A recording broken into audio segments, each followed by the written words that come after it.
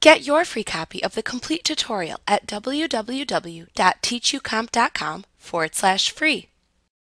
If you have additional brush sets you purchased from a third-party source, such as TeachUcomp Incorporated's Photoshop Brush Bonanza, you can load them into your brush library for easy access.